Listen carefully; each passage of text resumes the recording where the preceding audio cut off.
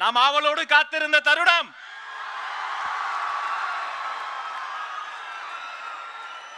நாங்க போலி மருத்துவர்களை பார்த்திருக்கோம், போலி சாமியார்களை பார்த்திருக்கோம், போலி அப்பாக்களினுடைய காலத்துல இப்பதான் பாக்குறோம்.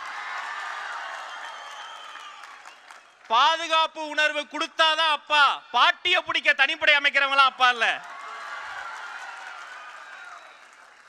ஒரு பக்கம் மதத்தால் பிரிக்கும் மதவாதிகள், இன்னொரு பக்கம் ஆண்டாண்டு காலமாக பரம்பரையாக இருக்கக்கூடிய ஊழல் பெருச்சாலிகள். அந்த இரண்டு அரசியல் அழுக்குகளையும் அடித்து துவைத்து வெளியே அனுப்ப போகிற, கெட் அவுட் சொல்ல போகிற தமிழக வெற்றி கழகத்தினுடைய தலைவர், தமிழ்த்தாயின் தலைச்சன் பிள்ளை இதோ வருகிறார்.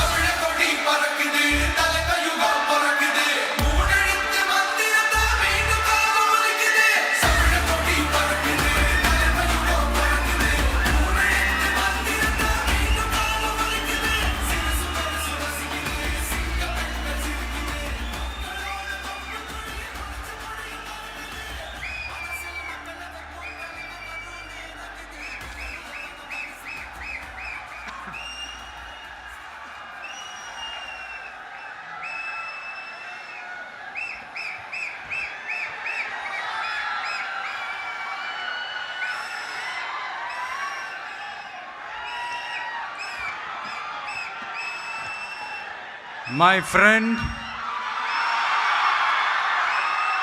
my brother, comrade in arms, founder Jan Suraj Party,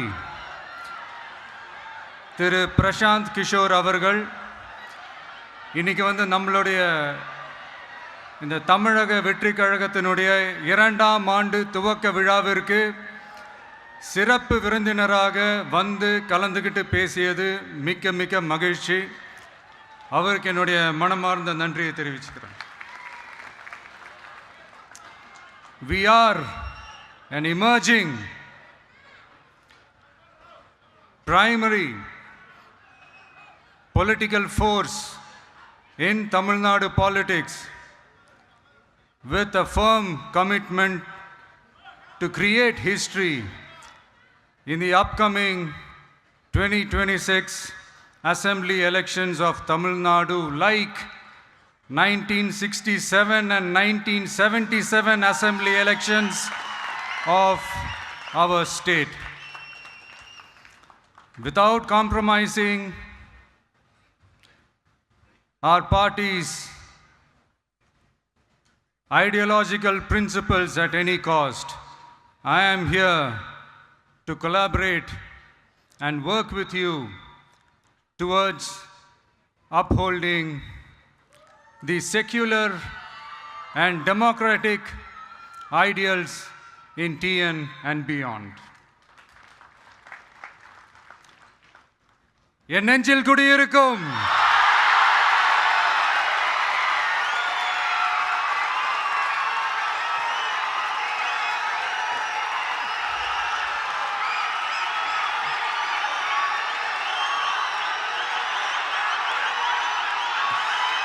என்னுடைய தோழர்கள், தோழிகள் எல்லாருக்கும் என்னுடைய வணக்கம். வணக்கம் வணக்கம்.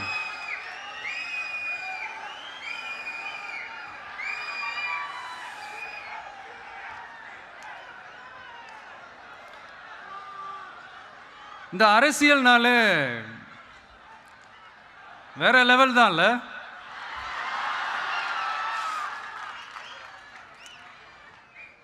ஏன்னா இந்த அரசியலில் மட்டும்தான் வித்தியாசமான ஒன்று நம்ம பார்க்கலாம்.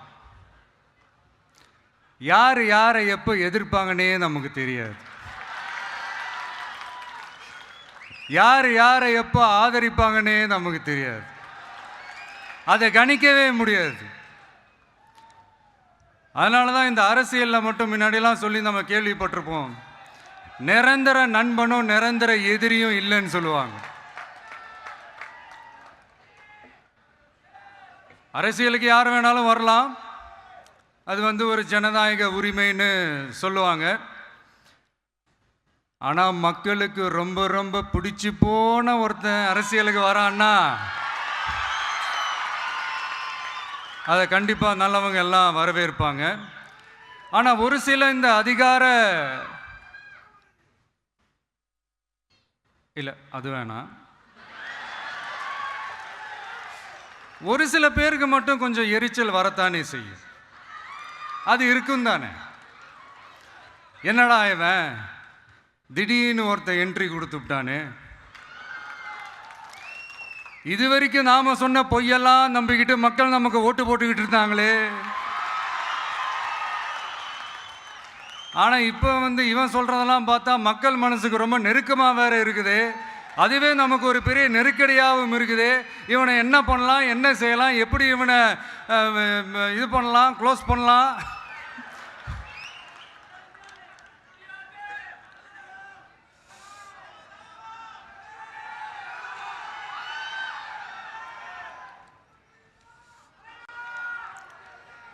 எப்படி இவனை க்ளோஸ் பண்ணலாம், ஒரு கன்ஃபியூஷன் ஒன்று வரும். அந்த கன்ஃபியூஷனில் கத்துறதா கதறதா என்ன பண்ணுறதுன்னு தெரியாமல் வர்றவன் போகிறவன்லாம் கட்சி ஆரம்பிக்கிறான்னு சொல்லி இப்படி ஏதாவது பேச ஆரம்பிப்பாங்க. இப்போ நம்ம ஆட்சியில் இருக்கிறவங்க நமக்கு எதிராக பேசுகிறாங்க இல்லையா, அந்த மாதிரி. இப்படிப்பட்ட ஒரு அரசியல் காலத்தில் கொஞ்சம் கூட ஒரு பயம் இல்லாமல், ஒரு பதட்டம் இல்லாமல், வர்ற எதிர்ப்புகள் எல்லாத்தையும் சும்மா லெஃப்ட் ஹேண்டில் டீல் பண்ணிக்கிட்டு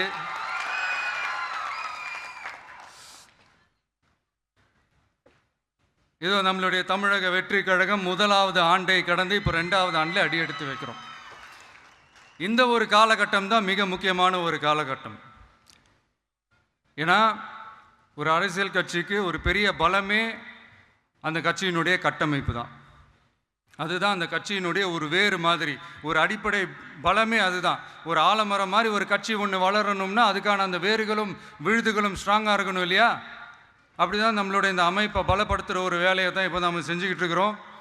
தமிழ்நாடு முழுக்க மாவட்ட நிர்வாகிகள் எல்லாரையும் தேர்ந்தெடுத்து அறிவிச்சிட்ருக்கிறோம். இந்த நேரத்தில் நம்ம மேலே ஒரு கம்ப்ளைண்ட், அது என்னென்னா, அதுதான் எனக்கும் புரியல. நம்மளுடைய மாவட்ட நிர்வாகிகள் எல்லாருமே வெறும் இளைஞர்களாகவே இருக்கிறாங்களாம்.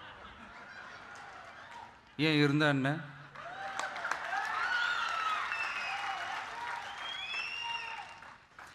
அறிஞர் அண்ணா அவர்கள் கட்சி ஆரம்பிச்சப்பா ஒரு பின்னாடி நின்னதும், புரட்சி தலைவர் எம்ஜிஆர் அவர்கள் கட்சி ஆரம்பிச்சப்பா ஒரு பின்னாடி நின்னதும் வெறும் இளைஞர்கள் தான். அந்த இளைஞர்களால தான் 1967லையும் 1977லையும் அந்த 2 தேர்தலையுமே ஒரு மிகப்பெரிய ஒரு வெற்றி கிடைச்சது. வரலாறு, அதுதான் வரலாறு. இப்போ அதே மாதிரி நம்ம மேலே இன்னொரு கம்ப்ளைண்ட், அது என்னன்னா, நம்மளுடைய கட்சி நிர்வாகிகள் எல்லாருமே சாதாரண குடும்பத்திலிருந்து வந்தவங்களாம். அதே தான் இங்கேயும் கேட்குறேன், ஏன் வரக்கூடாதா?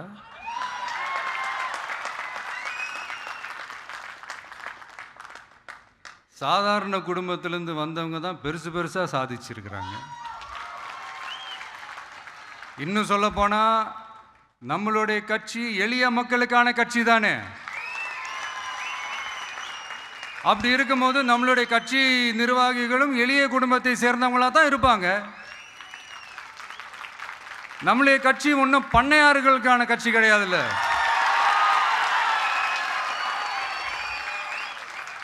முன்னாடிலாம் அந்த காலத்தில் பண்ணையாருங்க தான் பதவியில் இருப்பாங்க. இப்போ கொஞ்சம் உள்டா மாறிடுச்சு, பதவியில் இருக்கிறவங்களாம் பண்ணையாரா மாறிடுறாங்க.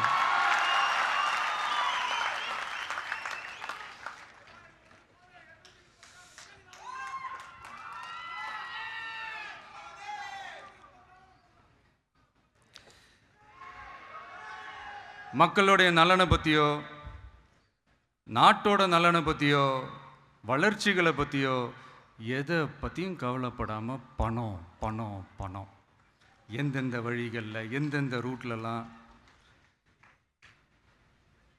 இப்படிப்பட்ட இந்த மைண்ட் செட் உள்ள இந்த பண்ணையார்களை அரசியலை விட்டே அகற்றுவது தான் நம்மளுடைய முதல் வேலை.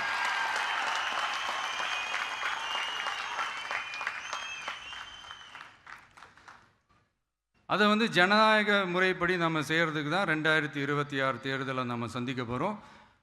அந்த தேர்தலை சந்திக்க ரொம்ப ரொம்ப முக்கியமான விஷயம் பூத் லெவல் ஏஜென்ட்ஸ், BLA அப்படின்னு சொல்லுவாங்க. அது ரொம்ப ரொம்ப முக்கியம். ஏன்னா நீங்கள் பார்த்தீங்கன்னா தமிழ்நாட்டில் அந்த பெரிய பெரிய கட்சிகளுக்கு தான் அந்த BLAலாம் ரொம்ப ஸ்ட்ராங்காக இருக்கும்னு சொல்லுவாங்க. ஒரு அப்ராக்சிமேட்டாக ஒரு 69,000 பூத்ஸ் இருக்குது. அது எல்லாத்துக்குமே பூத் ஏஜென்ட்ஸாக நம்மளுடைய கட்சி தோழர்களை தான் நியமிக்க போகிறோம். கூடிய சீக்கிரமே பூத் கமிட்டி மாநாடுன்னு ஒன்று நடத்த போகிறோம். அன்னைக்கு தெரியும் தமிழக வெற்றி கழகம் எந்த ஒரு பெரிய கட்சிக்கும் கொஞ்சம் கூட சளைச்சதில்லைன்னு. அன்னைக்கு தெரியும் தமிழக வெற்றி கழகம் தமிழ்நாட்டில் முதல் சக்தியா, முதன்மை சக்தியா, பவர்ஃபுல்லாக இருக்குதுன்னு அன்னைக்கு ப்ரூவ் ஆகும். இப்போ புதுசாக ஒரு பிரச்சனை ஒன்று கிளப்பி விட்டுட்டு இருக்கிறாங்க, மும்மொழி கொள்கை.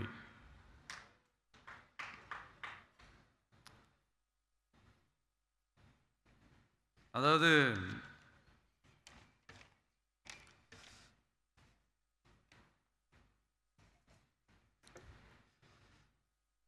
இதை இங்கே செயல்படுத்தலைன்னா இந்த கல்விக்கான நிதியை நம்மளுடைய மாநில அரசுக்கு கொடுக்க மாட்டாங்களாம். இந்த LKG UKG பசங்க சண்டை போட்டுப்பாங்க தெரியுமா, அந்த மாதிரி கொடுக்க வேண்டியது அவங்களோட கடமை. இங்கே இவங்க வாங்க வேண்டியது இவங்களுடைய உரிமை. ஆனால் இவங்க ரெண்டு பேரும் இங்கே எவ்வளோ சீரியஸாக ஒரு பிரச்சனை ஓடிட்டு இருக்கு. இவங்க ரெண்டு பேரும் அதாங்க நம்ம பாசிசமும் நம்ம பாயாசமும், அதான் நம்ம அரசியல் இனிமையும் கொள்கை இனிமையும். ரெண்டு பேரும் என்ன பண்ணுறாங்கன்னா, ரெண்டு பேரும் பேசி வச்சுக்கிட்டு இந்த செட்டிங்லாம் பண்ணி வச்சுக்கிட்டு மாற்றி மாற்றி சோஷியல் மீடியாவில் ஹேஷ்டாக் போட்டு விளையாட்டுருக்குறாங்க.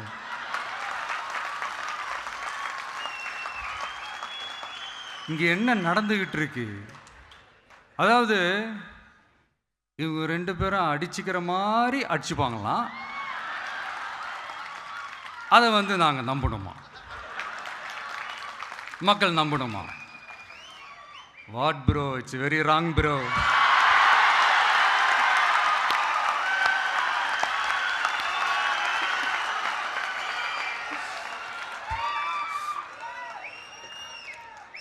இதுக்கு நடுவில் நம்ம பசங்க உள்ள பூந்து அங்கே ஒரு சம்பவம் ஒன்று பண்ணிட்டு டக்குன்னு வெளியே வந்துடுறது. TVK for TN அப்படின்னு சொல்லி. யார் சார் நீங்களா, எங்கே சார் இருக்கிறீங்க? ஸ்லீப்பர் செல்ஸ் மாதிரி.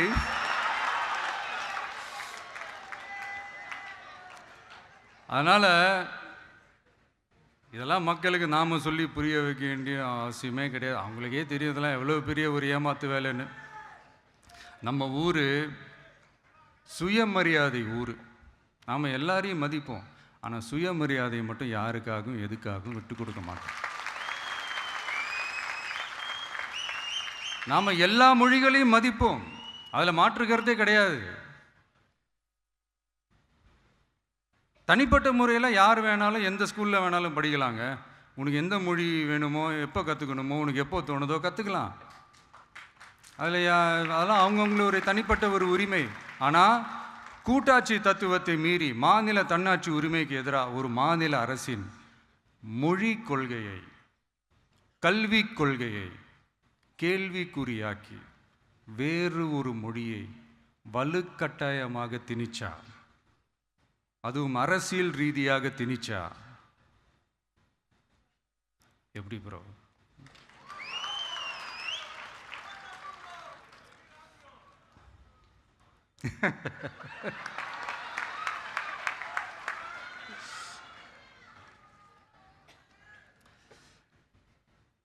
அதனால் நம்மளுடைய தமிழக வெற்றி கழகம் சார்பாக நாமளும் இந்த பொய் பிரச்சாரங்களை எல்லாம் புறம் தள்ளிவிட்டு இதை நாங்கள் உறுதியாக எதிர்ப்போம்.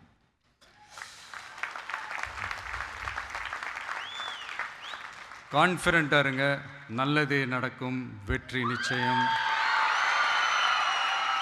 மீண்டும் சந்திக்கும் வரை நன்றி, வணக்கம்.